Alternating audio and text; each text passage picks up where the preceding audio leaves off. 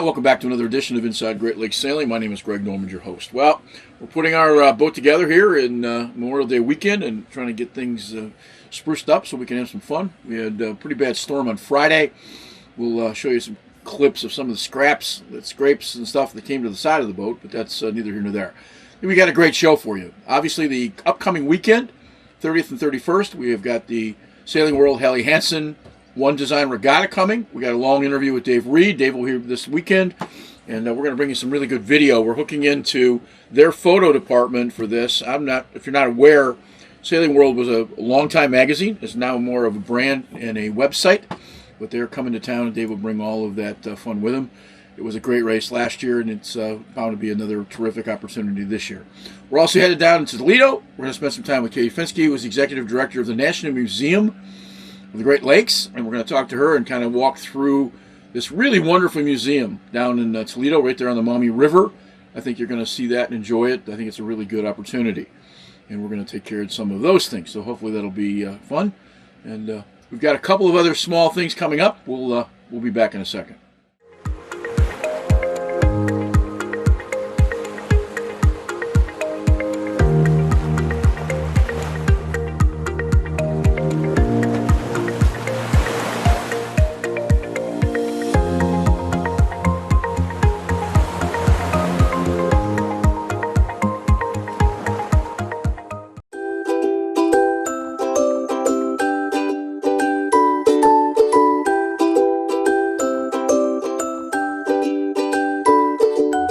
At the U.S. Center for Safe Sport, ending abuse is not just our job, it's our promise.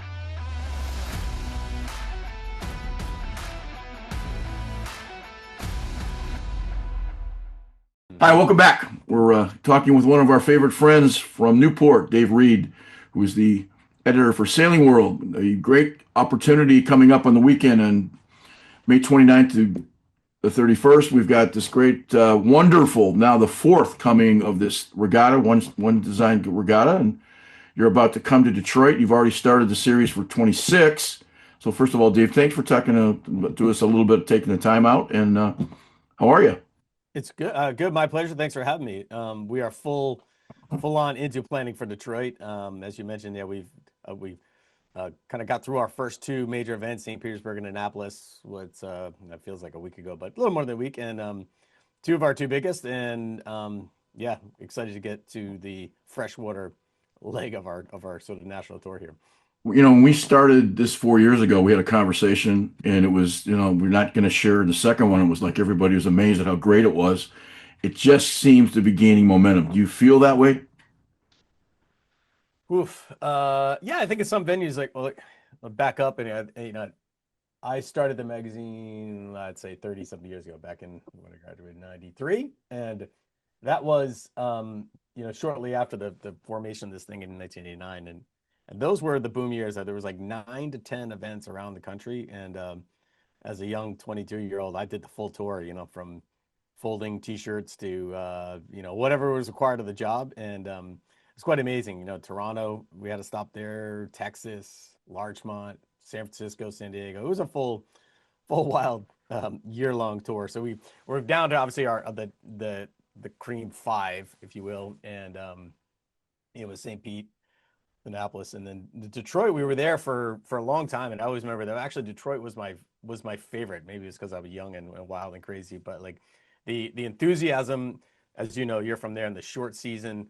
The parties were always insane. The racing was gigantic, and out of the warhorse classes, it was just the whole another world outside of Newport that I had never seen. And so I was always psyched because we would show up, and the Bayview staff was always super helpful of moving boxes and helping us set up, and it was always an insane time. And so we returned a couple of years ago. Our former Jenny Dodlin, who was with the marketing arm of Helly, she's from Detroit and was really keen to have it come back to her club and her scene. So 2 years ago, yeah. So we're kind of on a rebuild, I think, for Detroit, and certainly what we're finding now is similar to what we see in Annapolis as well. As these events grow, we're still somewhat constrained by the number of bodies available to race the boats, right? So this year in Detroit, we have an amazing group for the ORC for the Great Lakes Championship and the Perf groups.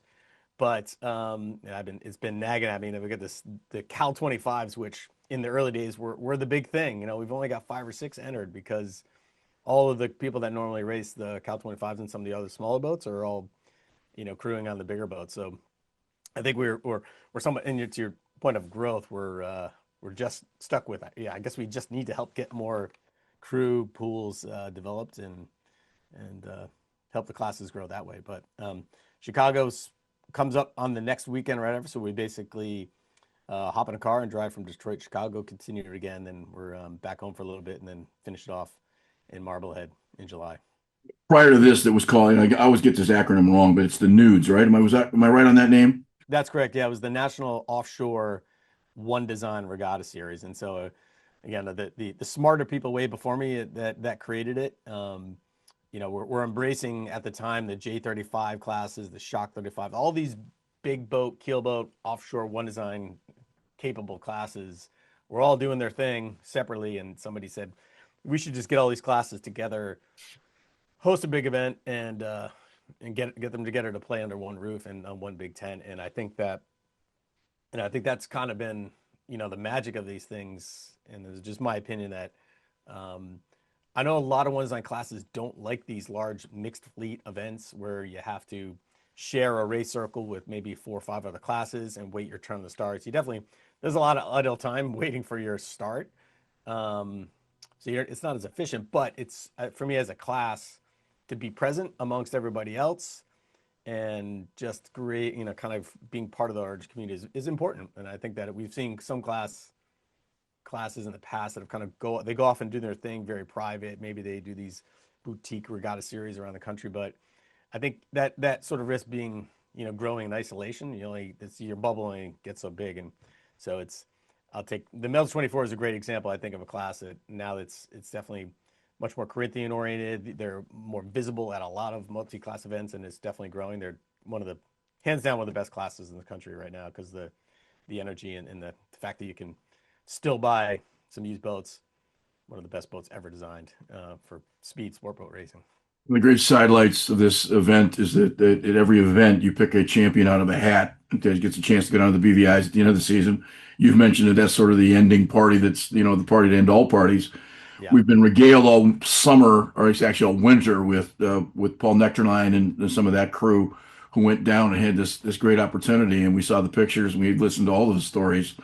And if you're not competing for any other reason than that, you should at least consider it. But the other part, I don't even know that Paul knows this, and you and I talked about this earlier, defending champions can come back and defend, and I'm not sure that they know that. And so hopefully if they watch the show, they'll maybe get a hint from that process from us, because we're going to have a conversation with them about hopefully a short conversation about how much fun it was last year.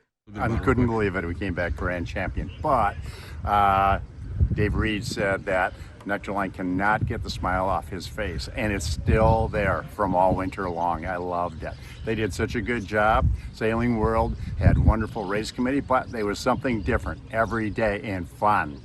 We never knew what the challenge was until about 30 minutes before, and we heard it on WhatsApp. They described the race course as to where we're going to go, and we figured it out, and everybody was in the same boat. But the parties at night were really, really fun.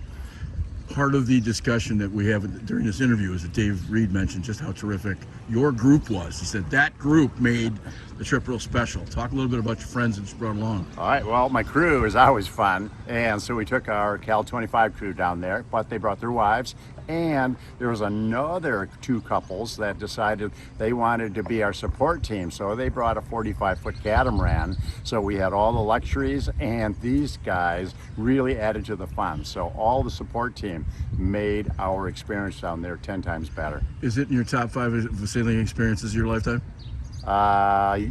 Pretty close? Pretty close, absolutely. Okay. Fun-wise, and it was, if anybody gets an opportunity to do that, it's a once-in-a-lifetime opportunity. You know, don't ever give it up, because you'll come back saying, oh, I can't believe, that I was even questioning about going. It was really fun. Yeah, Ron Sherry, he's, all praise to him. He's one of probably one of the most underrated sailors on the planet. Well, those who know him will not underrate him, but I was actually joking with him and when we were down topside on his catamaran in the Caribbean. That here's one person that should be duly inducted into the National Sailing Hall of Fame. His name has Yeah. never come up, and so clearly he can go from ice boats to sunsail, charter boats, jib and main, and make the boat go fast. And those guys were super fast, super fun on the water. And yeah, I didn't add that to our it is technically it's an add-on to the Helly Hansen Sail and Regatta series. You know, it's a partnership that we do with Sunsail, created a long time ago to give the opportunity for racing sailors to go try a sailing vacation. You know, because most of us spend all of our free time racing or practicing or whatever it is. And so once you get a taste of it, you realize like, well, this is super fun. And the Nectarline guys and their entourage that they brought with the catamaran, they got the point pretty quick and had a good time. So yeah, the deal with that actually, what we found, you know, because we have basically 5 winners, and in forever we used to, like a lot of regattas, we would award the overall winner based on mathematical formulas of just sort of like deep diving the scores and running through which class was the most competitive. You know, you can do it just by some basic math on the scores. But what was happening year after year in the boom of the J7 class, mathematically, it was always the winner of that fleet that would, you know, emerge on the top. And not against the pros, but a lot of the pros would go, yeah, thanks, but no thanks. I've got a big gig that weekend, you know. So what we do now is basically, it wasn't fair to all the other classes that, you know, if you were in a 5-boat out of Cal 25 class and you have this amazing battle that came down to a tiebreaker and it was actually super competitive for your group, ultimately you weren't mathematically eligible because of the 70 class. So anyway, long story short, every class now is basically eligible, and we take the class winner, throw them into a bucket or a bowl or whatever we have for the awards, and then one winner is selected. So far in St. Pete, we had a sonar team managed by Kevin Holmberg, who's a Paralympic sailor. Then sonar, his team won, and hopefully they'll show up. And then we had a Cal 25 team win in Annapolis last week. So pretty cool. And so St. Peter, we've talked more than once about this, but St. Petersburg is just such an unbelievable place to sail. It's just so beautiful, and the amenities that are there. It's a great spot. Yeah. Again, it was in the early days. It was they're not afraid to say it out there. It was a dumpy city. Like, I mean, there was like the yacht club, and behind that it was nothing pretty. And once they built this Salvador Dali museum, the art boom that has resulted from that, and then the food and the culture. And I remember at one point we had a meeting with the mayor, and some like the average age of the cities went down from like the mid 60s to the mid 30s. Wow. And you can right now you go down like on a Friday, Saturday night, it is like South Beach, Miami, places crawling with bachelorette groups and the open bars. It's a totally different city.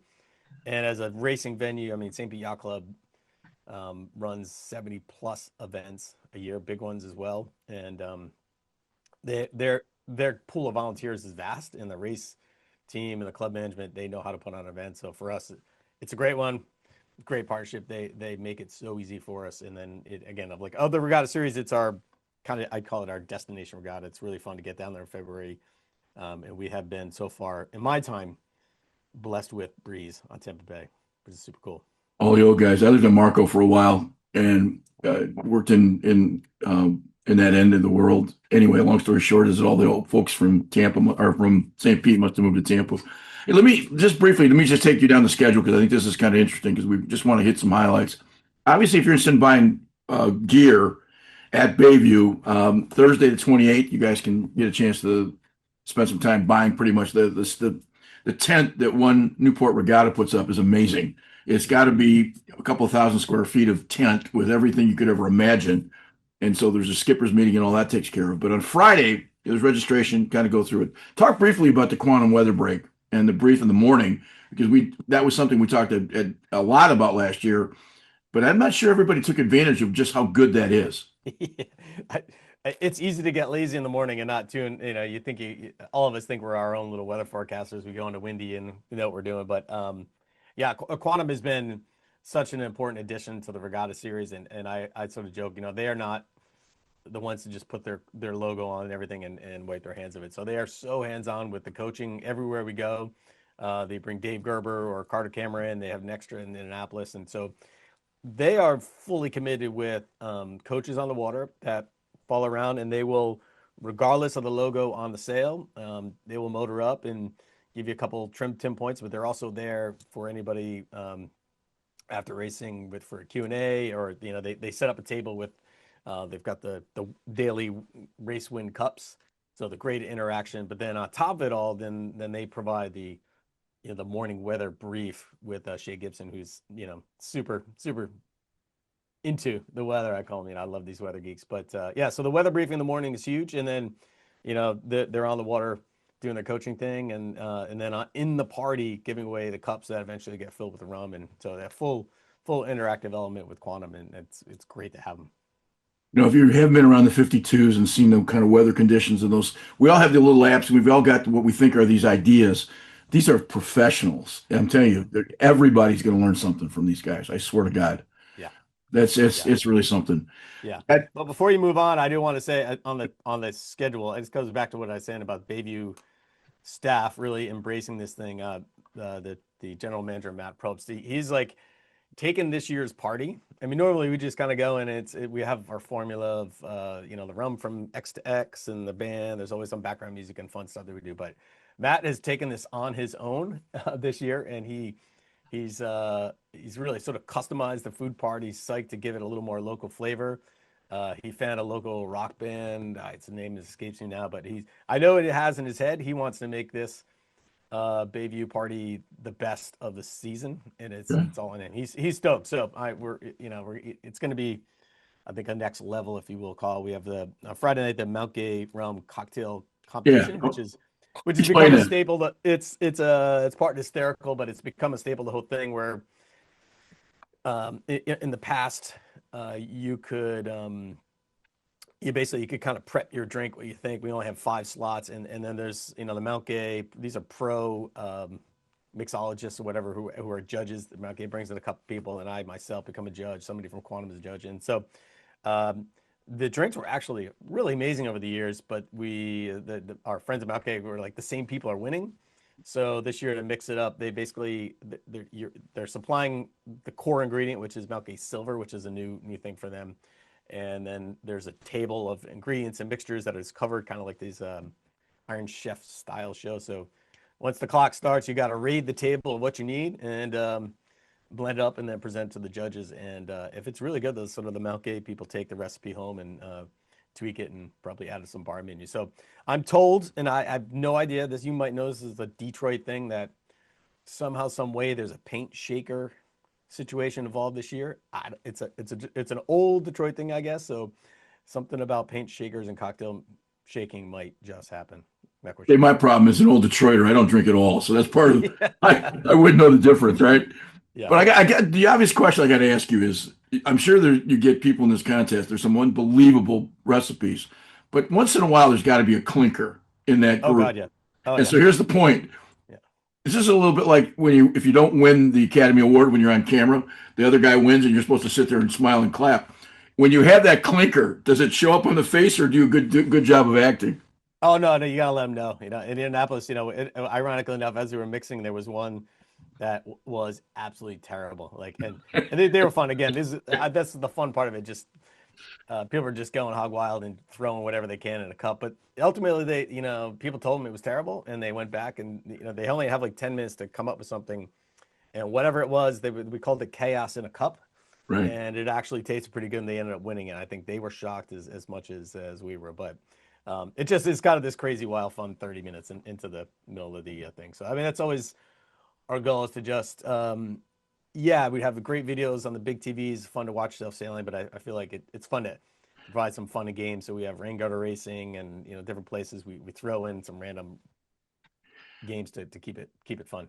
I say that as an old fraternity guy. When we used to have trash cans, the one thing you knew is whatever the quarter of alcohol went in, there was always 3/4 of punch of some sort that went in, because it always masked the taste of whatever was thrown in the bucket. So at least there was that opportunity. They didn't screw it up. I get that part of it. So well, it's nice. So we've got a lot going on there on the party side too. But it would I'd be remiss in pointing out the fact that Scott Corder, who's I don't know if you know him.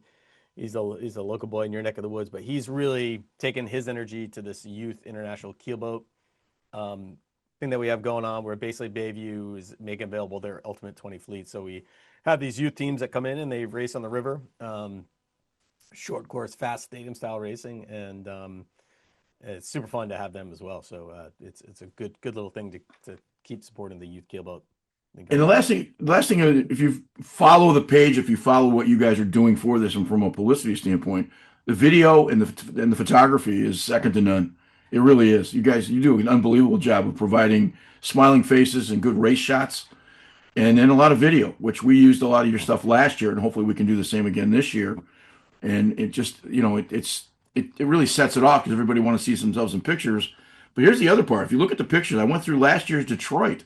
Not only are they just good pictures of faces, they look like sailing pictures you'd see in a magazine. Yeah. But that's what your job is. I get that. Yeah. But the photography. Our photographer Walter Cooper. We've been working with him forever through Sailing World and all of our Boat of the Year stuff, and one of the hardest working guys out there. And it is amazing. We have this rule for the media team of all classes, all circles every day, and so it is a mad dash to kind of get to everywhere, and that is the master of trying to figure out the flow to get from circle to circle. Like one ends up in AP, like, oh nuts, so what are we gonna do next? We gotta get that one's going off over there. Where do we go? But to get back and get those images processed and up by the party and done. And same thing with the video. We have a new videographer this year, and Paul Todd, he's a New Zealander who was our photographer a bunch of years, but he went off and did, he's one of the recon videographers for the America's Cup, tracking American Magic down in Pensacola I guess it'd be a couple of years ago now. And then, so he did his tenure in Barcelona and came back, and I said, all right, well, we have a photographer. How about, you grab the video camera, keep doing what you're doing. And so Paul's been a great addition. Obviously it's good to have a different perspective through the camera lens. And, but that is a massive ask for those who do video production, as you know, to be on the water for 4 or 5 hours, get into the dock by 3 and cut a highlights reel by 4:30 from time for the party is a big ask. But no, it's a lot of video.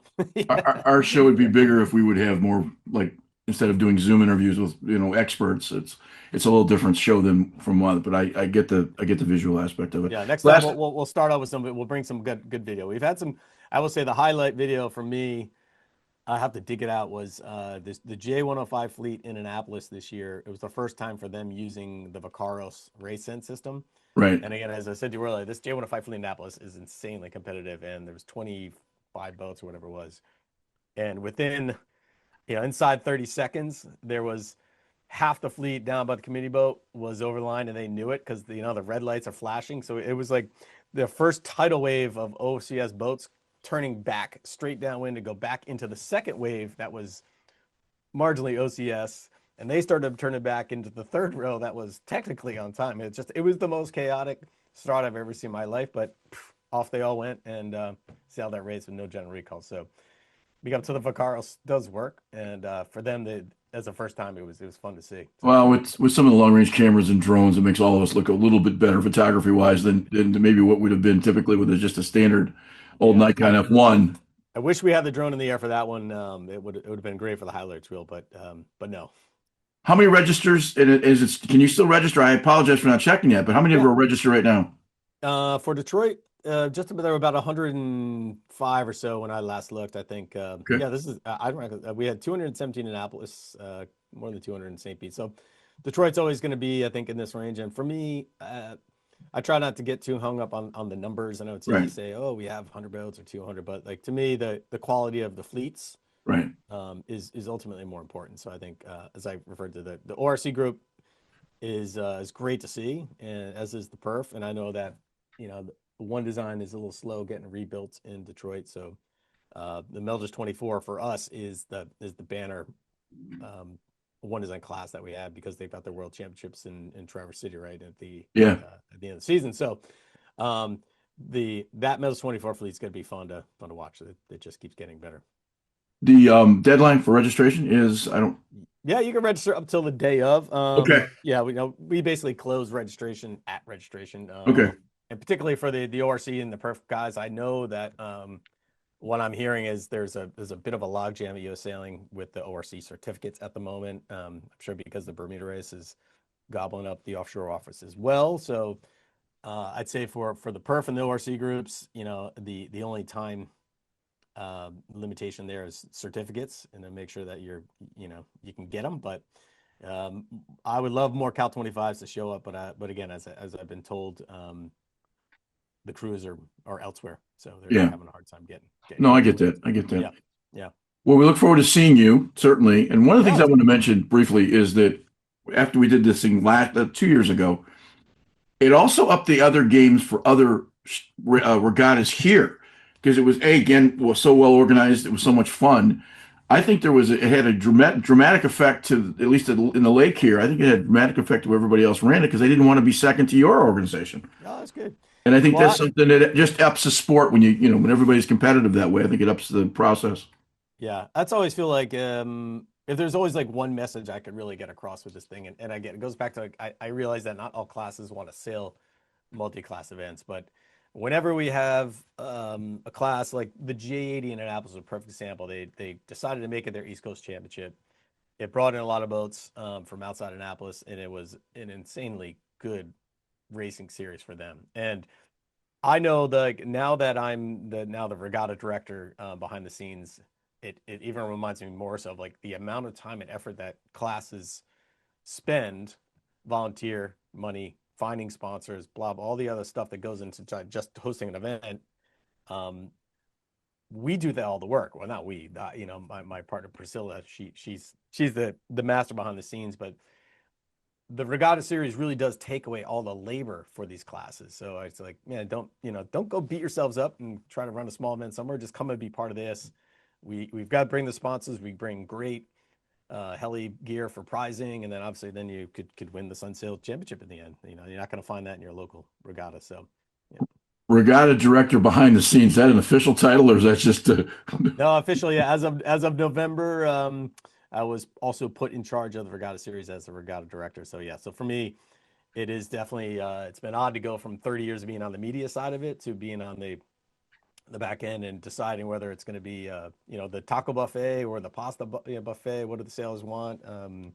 Making sure that all the boxes and everything shows up on time. But again, Priscilla Sconlin, who's she's done events her whole life from wakeboard tours and everything for our parent company. So thank God she's behind the scenes. She is so diligent and good on remembering when things are due, unlike myself. I would be remiss to not ask you, have you learned, being a journalist and now you're sort of the organizer guy, have you learned some and appreciated those guys with all the work that they do?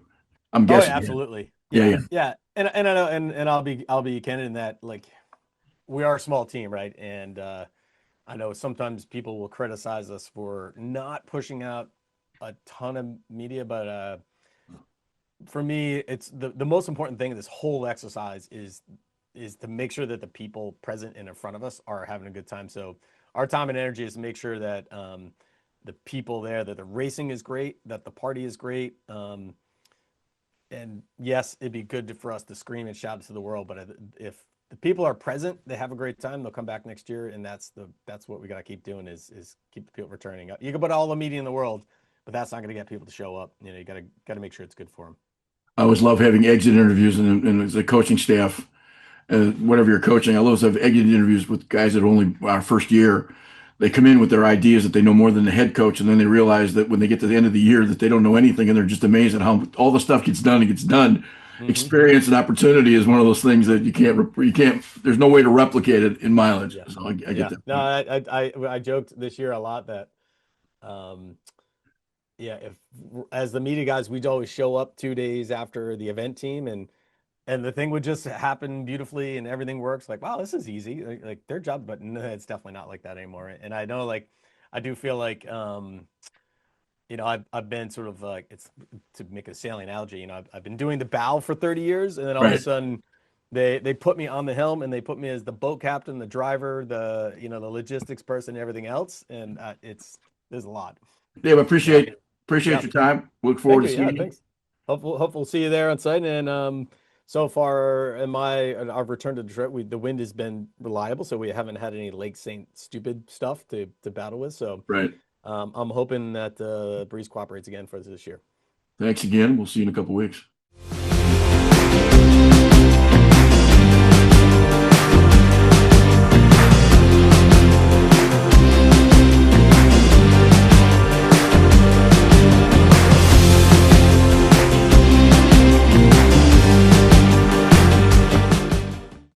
We've been talking to you guys about some charity over the last couple of months about raising some money for the Detroit Community Sailing Center and for Spectrum Sailing.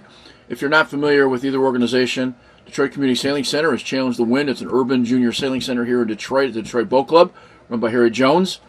We've done a lot of stories with them, and they're an unbelievable charity. With all of the things going on at Belle Isle, they're always cash-strapped, and we want to make sure we get more kids in boats. To see a young man or a young lady get a chance to swim and then get on a boat and be able to sail for the first time when they're 11, 12, 13 years old is pretty interesting and pretty challenging, and certainly a terrific opportunity for those kids. And in Spectrum Sailing, Scott Herman has got a program that's just gone off the map. They're involved with Sail GP, but they help with autistic kids getting in boats. And we wanted to help them financially with a revenue stream of just other than just sort of asking once in a while on our show here, like we're evangelists hoping to pick your pocket on Sunday. That being the case, we want to sell you guys Captain Greg's Magic Boat Soap, something we've been using on our boat for a better part of 2 or 3 years. A friend of mine right here in Fraser has a company that sells biodegradable soap. It is some of the best that I've ever used, and we're going to start a campaign. The money that we sell, and you'll see all this information at the end of this pitch. The process that we're going to do is you're going to be able to buy either a quart, a gallon, or 5-gallon pail in money, $5 or $10 from each sold item will go directly to both of those organizations. I think it'll be a good revenue stream for them. Give us a try. Never hurts. We're going to be cheaper than West Marine, who obviously just filed bankruptcy. We'll bring you some cute commercials along the season as we go in some different places. But we're calling it Captain Greg's Magic Boat Soap just because it's kind of a crazy name. But what you do is you look at the number, call the number, order it. They'll ship it out to you within 24 hours. And it'll raise money for a really good organization. As you watch this infomercial or commercial, as you watch this, you'll see some pictures of faces of who that's going to help. And our goal is to raise some money for them so they can put more kids in boats and bring some needed financial help to a couple of nonprofit organizations that we think are important. If you use the soap, I think you'll be happy. If you don't use the soap, then obviously it is what it is. But we hope you can support us. We're also involved with this with 10 Knot and the ladies over there, plus the 2 organizations. So if you guys want to give my buddy Doug Monforton a call and order that, he'll get it to you hopefully within 48 hours, and kickoff starts today, and all the information will be it's just below you right there, and we'll give you some contact information at the end of the show. So we hope you'll take the opportunity to raise some money, clean your boat, and it's going for a really worthy cause, guys. And again, we've done a really good job, or we've tried to do a good job of supporting both those organizations over the last few years of this show. Now we're asking for you guys to help us while getting in return a really good product. That being the case, we want to thank everybody. So Harry and Scott Herman, we appreciate all their help. And we'll bring you some commercials, some fun ones. We're going to think up some cute ones in the future. But buy some soap and get your boat clean. Military families often sacrifice precious time away from loved ones while serving our country. We were worried that with him leaving, that she would lose those connections with her dad. Some of life's best moments happen between parents, children, and the pages of a good book. United Through Reading provides that connection. And now, United Through Reading is also available to veterans. Learn more about United Through Reading at unitedthroughreading.org.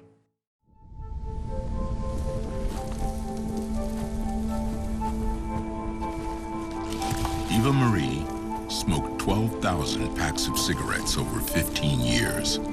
She quit, and now there's a new lung cancer screening that could save her life. You stopped smoking, now start screening. No matter how much you smoked, early detection could save you. Talk to your doctor or learn more at savedbythescan.org. Hi, welcome back. We're standing here in front of the National Museum of the Great Lakes. And we're going to spend some time inside the facility here, right on the Maumee River, take a look at a couple of big boats. But the museum has all kind of exhibits about the Great Lakes. It's history from Edmund Fitzgerald all the way through the Indians inhabited these lands, and I think you're going to find this to be a really cool story. We're going to spend some time with Executive Director Kate Fineske, and she is going to get a chance to talk to us about the museum.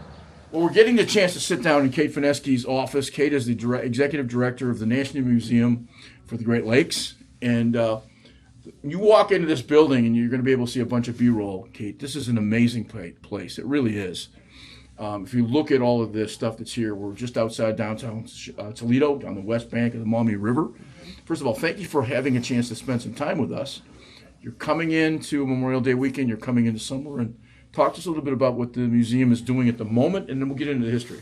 Yeah, well, Memorial Day weekend is big for us. We actually do, we're celebrating our mariners by having a free day for maritime workers on Friday, and all weekend long, maritime workers and all veterans and active military can get into the museum for free as well, too. That's Saturday, Sunday, and Monday. So Memorial Day weekend is a big weekend for us to bring people to the museum. When they come, there is so much to see. I want to spend a whole lot of time on this facility, but just the short, this is not a... You've been around a while. You were in Vermilion. Just give us kind of a brief history of the organization. Sure. So the organization has been here in Toledo since 2014, but we actually began over 80 years ago in the basement of the Cleveland Public Library. We're started actually with the Inland Seas Journal. It's a quarterly journal that tells Great Lakes history. We still do it to this day. But what happens when you're talking with people that like Great Lakes history, they tend to also be collectors of Great Lakes history. So we became collectors of Great Lakes history very quickly. Within the first decade, outgrew the basement of the library, moved to a donated home in Vermilion, Ohio by the Wakefield family. Ultimately, we were called the Inland Seas Maritime Museum. We had a very visionary board of directors that said we have this huge scope. We cover all 5 Great Lakes, U.S. and Canadian history. We need more folks to be able to see where we're at. And they did, a regional search of where they wanted to end up. And for multiple reasons, we opened up here as the National Museum of the Great Lakes in Toledo, Ohio in 2014. The building you're currently in was going to be a ferry building, some sort of a commercial event. And it's this beautiful building right on the east bank of the river. Mm-hmm. The east part of the river here is also starting to sort of develop. Toledo's there. There's the Mud Hens have their facility. You've got all the buildings in downtown. But all of a sudden, maybe the last couple of years, you guys have been kind of credited with giving sort of birth to the east side of the river. I like to say we were the first place over here, and everybody followed. But, really, we have this incredible Metro Park system that said, look, we've got this museum down here. We've got this beautiful waterfront. We need to do something with it. And the community has really invested. There used to be, I called it the road to nowhere but us. Sitting down here in our big, large Colonel James M. Schoonmaker Museum ship. And now we've got the Metro Park surrounding the downtown. We're almost to that 50% mark of completion down here. And it's wonderful. When they opened up the first phase or the second phase of the Glass City Metro Parks, which is right at the edge of our facilities, we saw a 46% increase in visitation that year alone. So it's been really wonderful. And, our vision is to become the gathering place of Great Lakes conversations. And we can't do that unless people know that we're here. And so being able for more people to see us visually, for more people to hear about us, to have conversations like this, to make people aware that there is a museum like us here, the more growth we can have. With the 700-foot boat sitting out on the river as part of the museum, it's pretty hard to miss. Plus, you have a tug that goes with it. Yes. Do we, and I say we, the consumers of the Great Lakes that use them all, do we know as much about this wonderful body of fresh water that we should know? I think everybody wants to know more, and I think that's why we are a great place to get started. We have so many ways that you can interact and engage with Great Lakes here. I looked at your website, and you get this thing called dark water. It's just basically this sort of the criminal activity of around the lakes. That's as unique as anything you could imagine. Well, you just missed out on it. That was our first large-scale temporary exhibit. It was called True Crime and Mystery on the Great Lakes, Dark Waters, True Crime and Mystery on the Great Lakes. And what we like to do is take some of those things that are relevant and interesting to people today and put it in a Great Lakes theme, because it gets people that may not have thought of themselves as a Great Lakes history enthusiast to say, well, I like true crime. Let's go see what that's about. Our newest exhibit that just opened up in April is called Currents of Change. It's a living history of the Great Lakes, and it tells the ecological history of the Great Lakes. So Explain briefly the museum. I'm walking in. We'll have a bit of information about cost and those kinds of things at the end of the video. Explain the way it's an open museum. You kind of go from one exhibit to another. It's not like a lot of older museums where it's like one room and then another room. It kind of flows really well. Explain the methodology of coming here. Yeah, we have multiple galleries. It's not meant to be explored in any one way. In our I don't want to call it our old space, but our original museum space, we have 3 primary galleries, a beautiful theater gallery that has some of our larger artifacts. Then we have a technology gallery that wraps around it. And then finally, we have more thematic galleries that tell a little bit of different themes, from shipwreck to the early days on the Great Lakes. And then we have our new permanent exhibit space, and in there we have something called Every Boat Tells a Story. We've taken a model collection and allowed us to share more Great Lakes stories in there, from salvage to integration to ship sizes and modeling. And then we have the pilot house from the St. Mary's Challenger, so people can be inside from the museum and enter into a pilot house and be just like they're on the top of the Colonel James M. Schoonmaker. You had a record season in 2025. You're looking for a bigger season this year. Yep. I know you have some projections of maybe doubling those numbers. I like to. From the 35,000 range, give or take, to double those numbers in the next 3 to 5 years. You have a museum that, again, has a 700-foot, give or take, ore boat, and obviously the rest of it. Those are not open all season. Those are only open during weather, which is about 6 months, if I'm not 6 mistaken. months. We open up May 1st and close at the end of October for the museum ships. I'm saying this, having gone through the museum a little bit.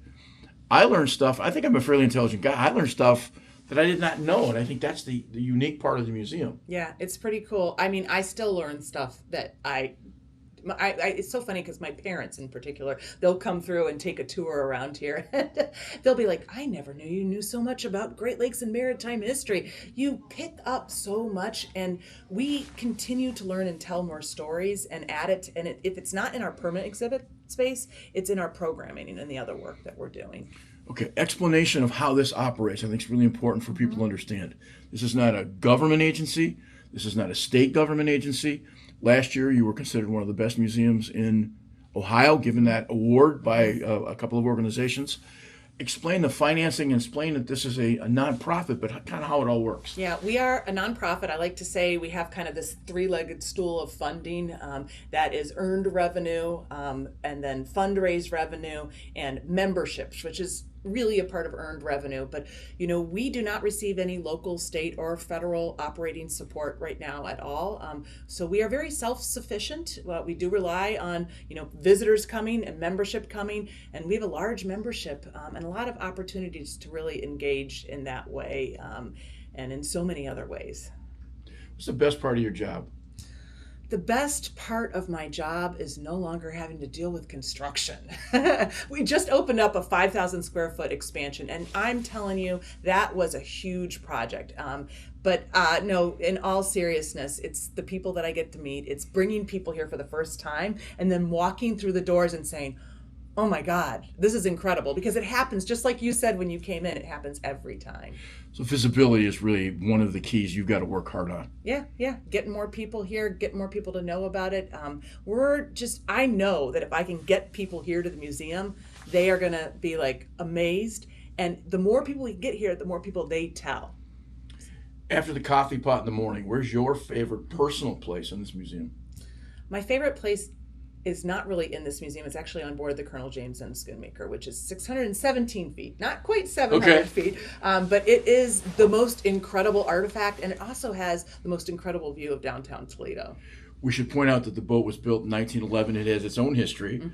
It was the largest on the Great Lakes until I think 1933. It was the Queen of the Lakes for I think the first year or two. Okay. I don't think it was that long that it was the Queen of the Lakes, because they were really building a lot of them coming out here. But it was originally owned by the Shenango fleet, and actually the pilot house of the St. Mary's Challenger was a sister ship, so that's the other part of our museum interior. So we have the coolest part, and I'll have to take you back and show you. We have a picture of both boats taken after 1911, but shortly thereafter, and they were together as a family. We also have a timeline that shows where the boat and the St. Mary's Challenger went through too. So yeah, but really the Colonel James M. Schoonmaker is just one of the most incredible experiences you can have. Highlight the summer stuff. Just what's the highlights for between now and Labor Day? Yeah, we've got a lot of stuff going on, especially in the weekends. If you have kids, we have something called Captain Scuppers. Every month you can come down and there's a different activity. Each month we've got Legos on the lake. We've got all sorts of fun things. In July, we are doing putt-putt freighter golf on top of the Colonel James M. Schoonmaker. We have a lot of things that we also do for our members. So we open up our museum ship over 4th of July for the members to watch the downtown fireworks. It's a really, really cool experience that we have down here. There's always something going on at the museum. We just hit the tail end of our lecture series. In the fall, we start back up with our lecture series again. And we are going to be doing some things specifically around water quality, environmental conversations over the course of the summer to kind of play hand in hand with our Currents of Change exhibit that opened up. One point too is you also have a speaker series. If you have somebody that's interested, an organization, a club, Yep. whatever it might be, you have for a relatively good rate. You've got a number of presentations. Yep. By a pretty cool historian. Yep. And that's something that's also available through the museum. Yep. Christopher Gilchrist was our former executive director, and he is the one that's on the road doing a lot of those presentations. He does a magnificent job, and he has a wealth of knowledge. We appreciate you coming down and letting us have a conversation. And thanks again. Okay, thanks for having me.